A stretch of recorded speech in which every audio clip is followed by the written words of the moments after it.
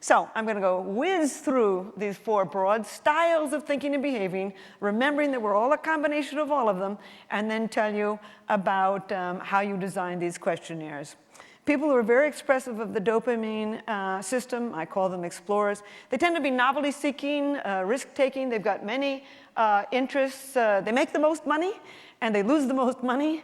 They are the world's entrepreneurs. The vast majority of people in this room are explorers, the high dopamine type. I'm not surprised. That's the kind of person who would come to a conference like this that's full of ideas. They're sensation seekers.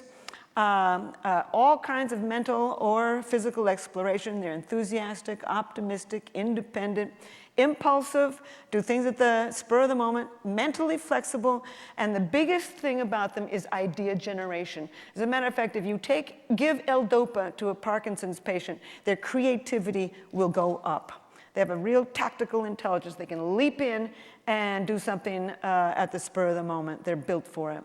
They can also really susceptible to boredom, reckless. They can be reckless, very unreflective. Americans seem to think that we all want to know who we are. They generally do not. They look out, not in. They can tend to be manic. They can be very insincere, quite Machiavellian, opportunistic, and very unpredictable. I did a study of 178,000 people to see what words they used. The top word they use is adventure. Venture, new, fun, outgoing, passion, active.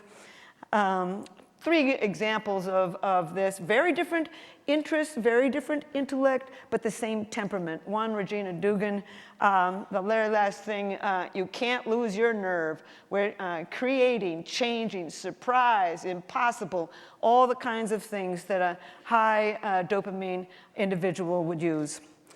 Richard Branson, I live life to the fullest.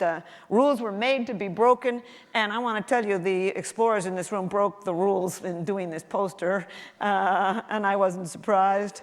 Lang Lang, the wonderful pianist, described as flair, dazzling, charisma, extremes, daredevil, all the same basic biological temperament. Different cortex, different interests, different background, different cultural experiences, but the same basic biological temperament. They live in the big cities. They're not in Dallas and Houston. And they're in San Francisco, in the cities where the action is. I have everybody's zip code. I've got 10 million of them. And so I took 500,000 people. It is big data. I couldn't do this without the big data. They live in the big cities. The second very broad style of thinking, I don't use the word types, very broad style of thinking and behaving is linked with the serotonin system in the brain. They like the familiar. The academic term is that they enjoy observe social norms. They follow the rules. They respect authority. They're cautious.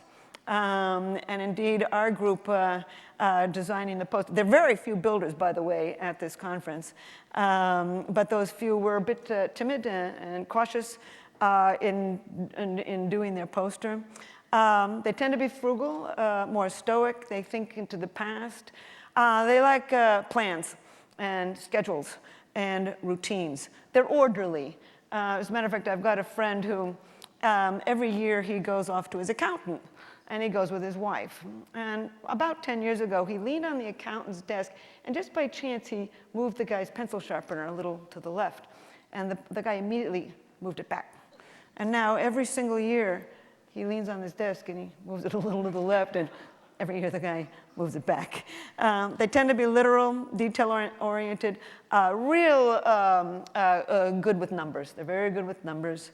More close friends, you take Prozac or Paxil, you're driving up the serotonin system, you actually make more friends. They need to belong. It's an important thing, and we saw it in the posters.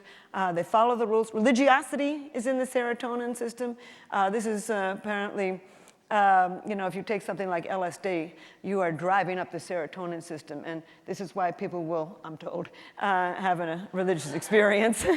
Loyalty seems to be in the serotonin system. One of my favorite questions on the questionnaire is, would you rather have interesting friends or loyal friends? Well, we all want interesting friends, and we all want loyal friends. But this type can't tolerate unloyal friends. And the other 3 types cannot tolerate uninteresting friends. It's a real mathematically dividing thing between this type and others.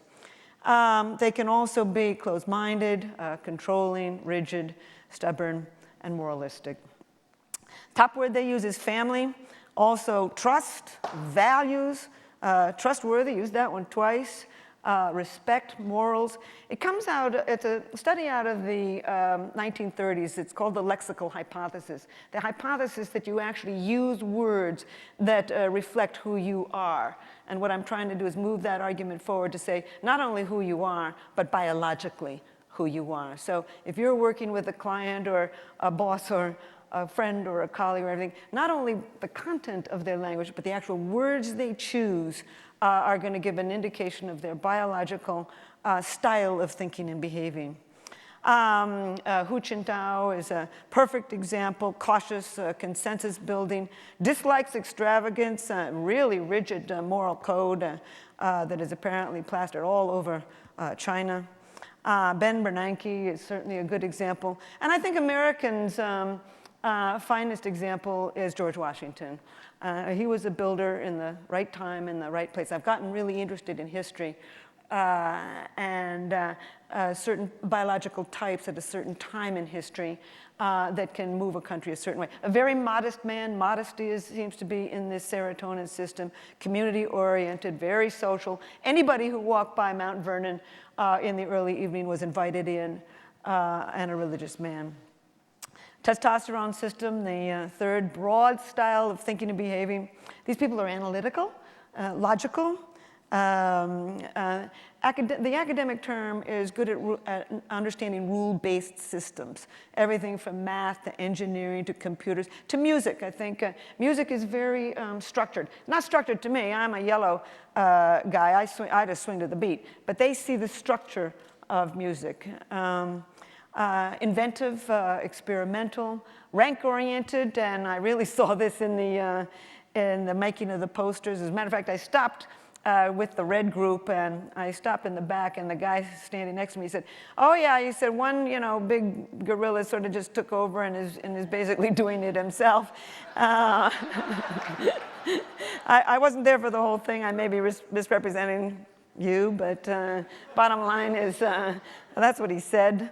They're rank-oriented. They do something called dominance matching, which is attacking. They'll attack you, and they expect you to attack back. And if you don't attack back, they'll think you're weak.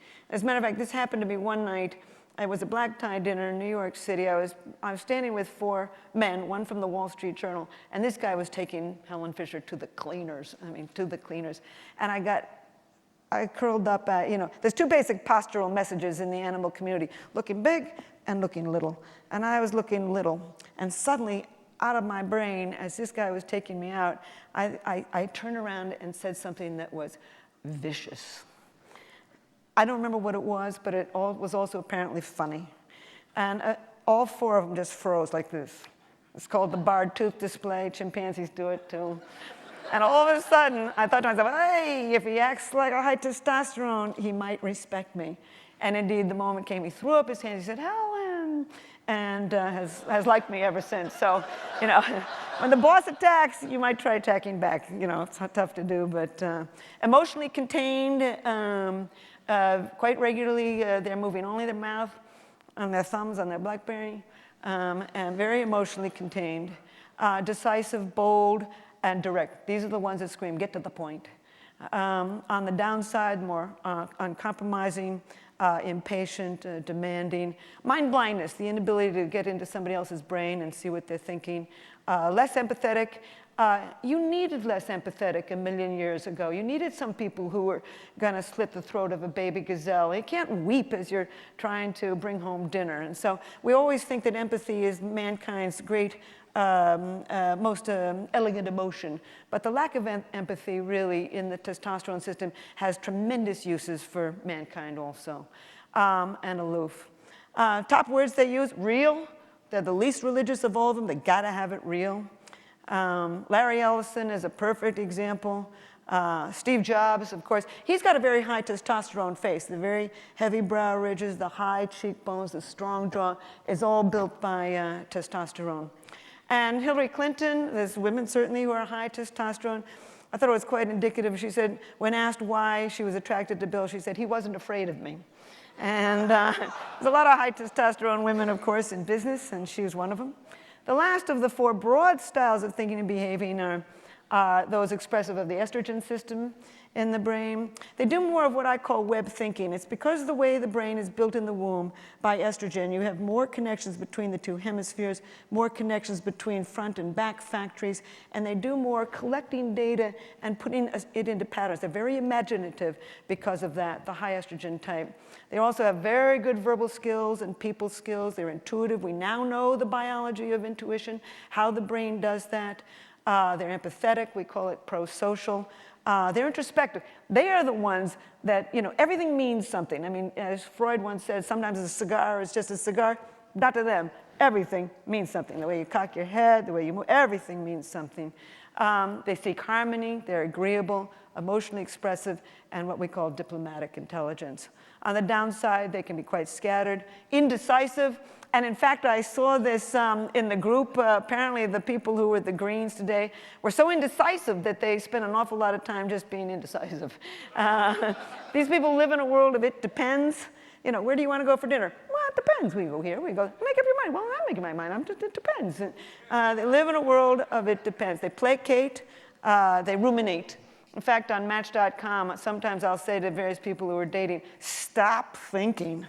You go out on your first date and somebody just picks up their fork wrong and you think, oh, he's not going to be good with the children, And the guy's thinking, what's she going to have for dessert? They tend to be gullible. It's interesting. Trust is a very interesting.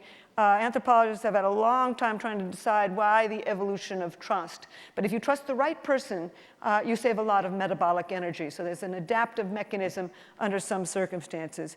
They're hypersensitive. That's a big problem in business. Backstabbing. They're not going to hit you in the face. They're too agreeable. Unforgiving. There's a lot of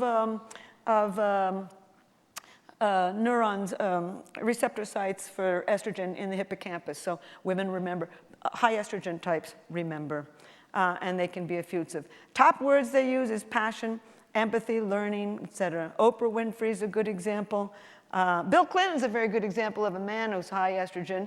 I mean, the whole world knows that he's a talker. His book was 963 pages. Highly emotionally expressive. He was the one that cried at his daughter's wedding, not his wife. And he feels everybody's pain. And of course, Charles Darwin, the biggest connector of all living creatures on the planet.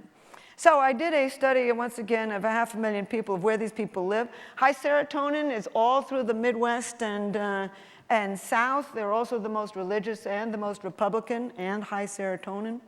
Testosterone is all in Washington, D.C., trying to run the world. Or they're out in Nevada, gambling. That's a very spatial skill. Or they're in Alaska, shooting the animals.